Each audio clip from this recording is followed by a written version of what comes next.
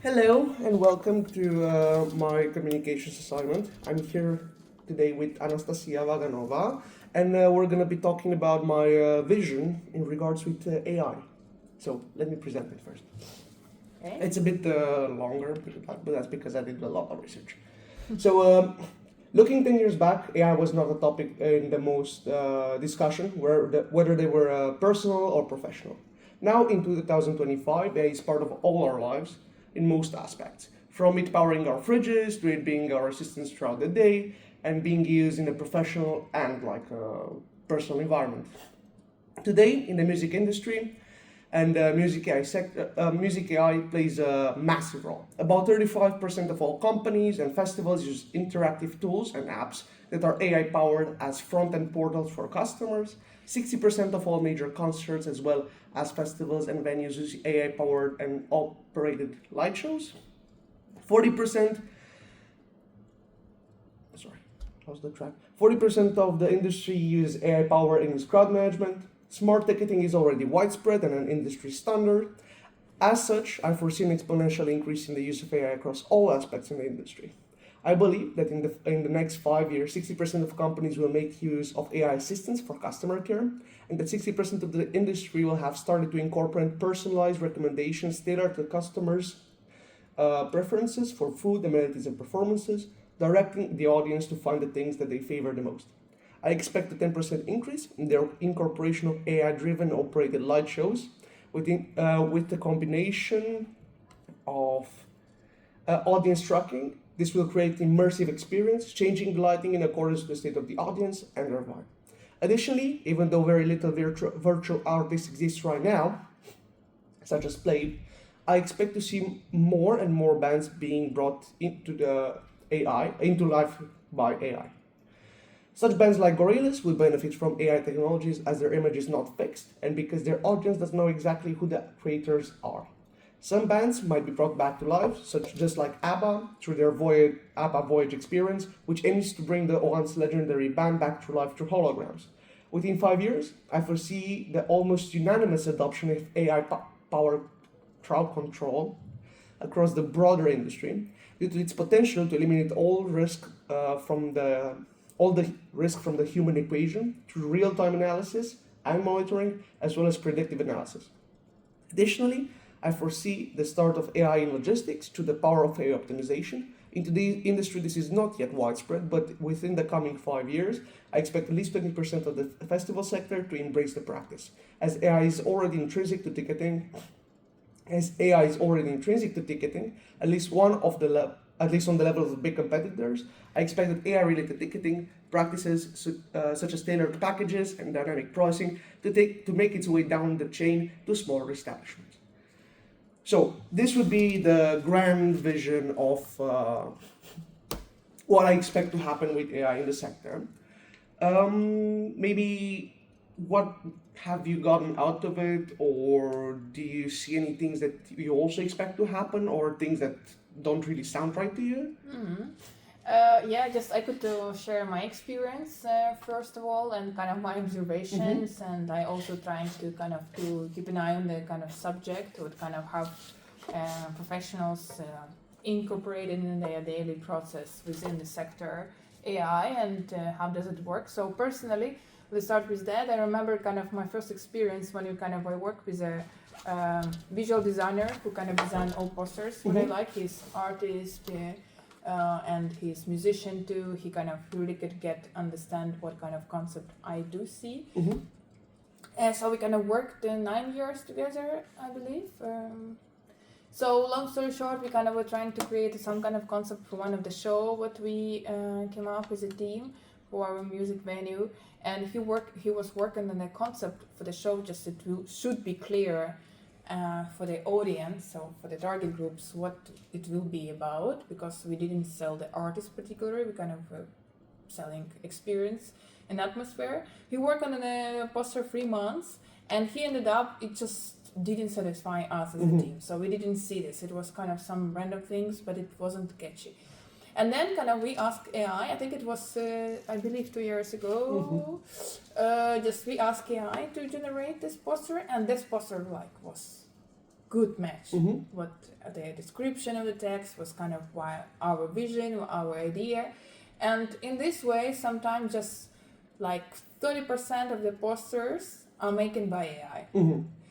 Within our shows, we have just 60 shows per month into both venues, and 30%, 20-30% are creating by AI. And I think just again, doesn't mean it's a kind of also ethical dilemma. Okay, just could AI replace human kind of talent, skills, and etc.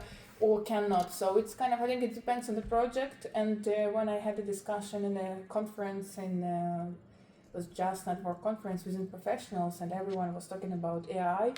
I came up with this kind of example. Someone came up, okay, just I started to do programming with AI, and it didn't help me out. So just he asked program AI the shows with 10 stages in UK, and he asked like high school research group who also kind of did.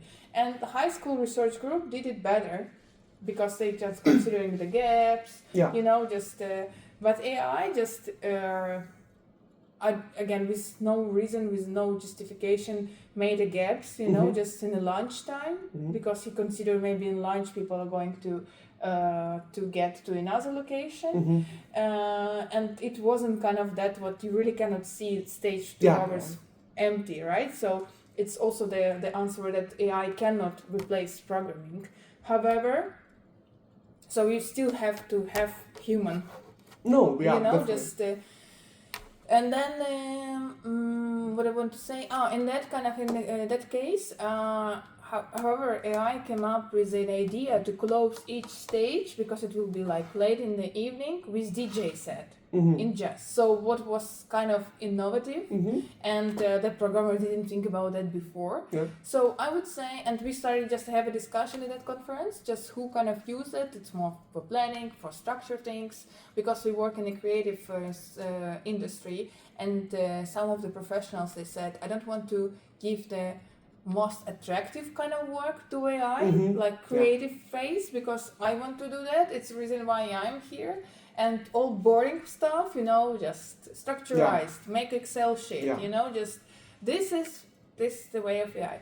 So I think it's really aligned with my vision. So it's a tool, still a tool, right? So you really could use to optimize the process. You could still use to simplify your kind of boring part, what you have to do, but the creativity, the kind of part of creating the art, I think it's up to us, because we have background, we have kind of, it's not information, we have like feelings, emotional intelligence. So I think it could be for sure used more, but in different part of domain, but not in everywhere. So it could be increased, but it still will be a tool, not kind of replacement.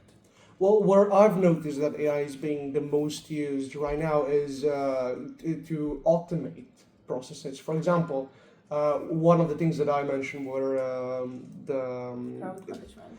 That was one of them. So just for example, we've learned so much in this past week, about crowd management, but also not just that, but also, for example, customer care. Think of all those chatbots, where you go on a website and you complain about something, and of course that's an AI chatbot. It annoys me greatly because I'd much rather talk with a person, but there is a place for them in that context. Also, when you think about the AI the package deals that get suggested to you on different bases when buying tickets for festivals, or for you get a deal offer because you're recurring customers.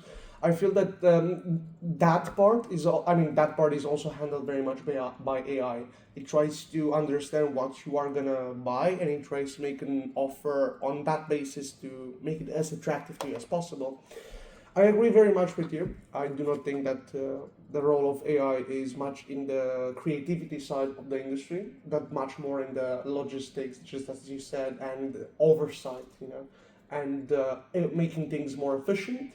and maybe eliminating the human factor from other ones, such as customer care.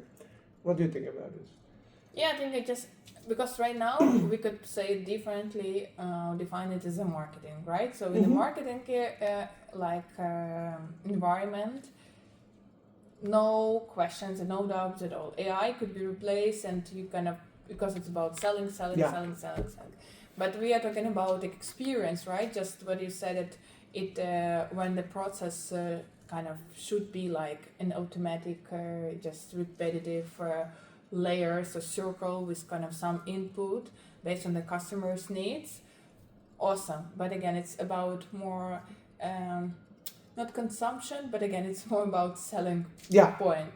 If we're talking about crowd management, I think it's great that you noticed because this is kind of subject what I'm starting personally explore too, and I was kind of I was not aware that Ticketmaster also have this ingress things with kind of automatically showing okay what kind of percentage, and it's like was wow so cool, you know, just and it's really could help people just or people who is organizer, promoter or security or crowd managers to understand the floor and how to prevent some kind of bottlenecks. Yes, true.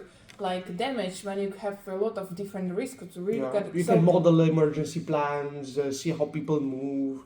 So I think it's in this case we really could mitigate risks because of AI. My kind of observation is to make it more immersive sounds and lights on the stage with AI, of course, awesome. So it's productional parts, again, it's operational level. So in operational level, so to say that AI could be useful and will be increased more and more because people are just, not people, just professionals are searching around, okay, it's a tool, and it's also kind of been overselling to us too, you know, AI from different things, AI.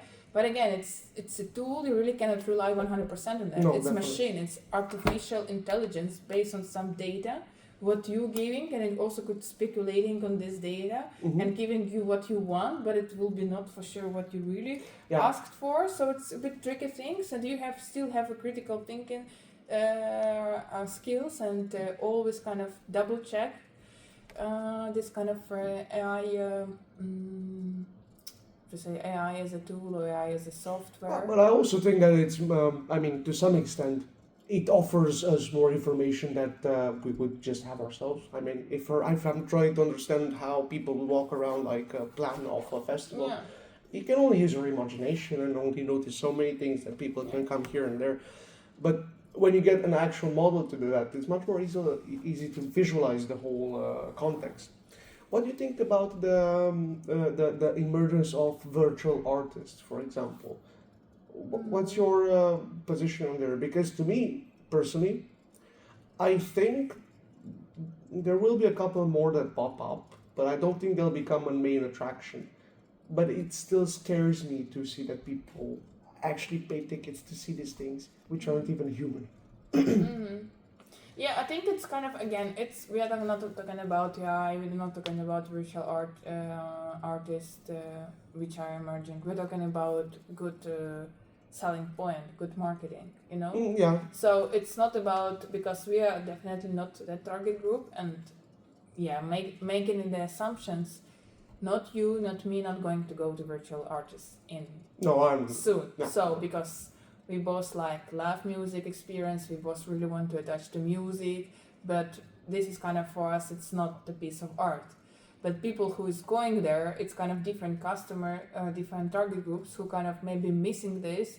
They kind of some spend time in gaming or just. I mean, Playv is a South Korean band, and that's kind of you're speaking about, and they're selling out stadiums over there. Yes, exactly. So it's kind of you have to consider the environment of the people, again, customers' needs, so to say. So I think it's only about good marketing. That's it. And just not speaking about virtual artists. I think we had kind of shows what I was kind of very surprised about quality. I was just not shocked. I was super disappointed about quality, but it was sold out very good. And you So- mean this with virtual artists? Or? No, it Oh. wasn't virtual. Oh, artists. it was just like normal, like yeah. bad artists, like Yeah, bad, Yeah. you know. So it's you don't need, but the kind of the marketing, the Mhm. promotion around this was perfectly done. So what do you want to say? Okay, just it's kind of this.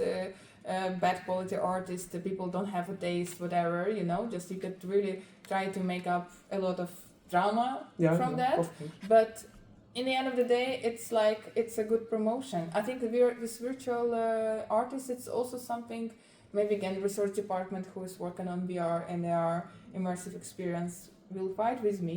But I don't believe I have maybe very controversial perspective the world, but I do believe that it was something unique, and always unique is something new, selling very good, because like all this uniqueness, they're kind of in the beginning it's something very scary, Mm-hmm. and then just people are there, maybe then kind of play with FOMO, you know, Yeah, yeah. and this triggering via AI and triggering how to sell it more. Then it's something, you know, just it's unforgettable Yeah. experience, what you make you unique in this miserable life. Yeah. So I think it's You don't think it'll be a thing No. that sticks around all the no, time? I think it's no. It will be something new. It will be because you remember back in the days when the first collaboration, when DJ like electronic music didn't count as a music. Yeah. And I think Steven What's also- this? You know, like. Exactly, and then we kind of the first collaboration with DJ and the stage and musicians. I remember one the promoter also saying, everyone was saying what, you know, just everyone said it will be like completely failure, you know, Yeah. just and right now, like all DJ have a fit with a lot of artists, and it's like a big thing, and you really cannot think how it didn't work back in the days. Exactly. But in that moment, no one believed in that, right? So I think it's kind of the trends. It's kind of the jumping up and down, and tomorrow everyone will forget about virtual reality, because if tomorrow will be all like blackout or just shut Yeah, down, if right? we don't have current. You don't have, and just people, street musicians on the kind of with the guitar will be very popular, right? So Yeah. just Ed Sheeran back in the days when he started, he was Yeah. playing in the subway station with his guitar. So I think again, just it's marketing things, but we always kind of want to see something. We don't know what it is, and. I think it's very interesting what you're saying, because there's ABBA Voyage, there's the London Experience. They want to turn it into a tour and go with it like global. And logistically, I think that'd be a nightmare in the first place with all the technology that you need to set those things up. But that's something else. I just said I don't feel attracted to that. That's not like we don't value it, but maybe other audiences do. Thank you very much. No, the phone and the. Okay, it is what it is. Thank you very much, Oh, yeah. Anastasia, for this interview today. Thank you very much for having me here. Well, thank you.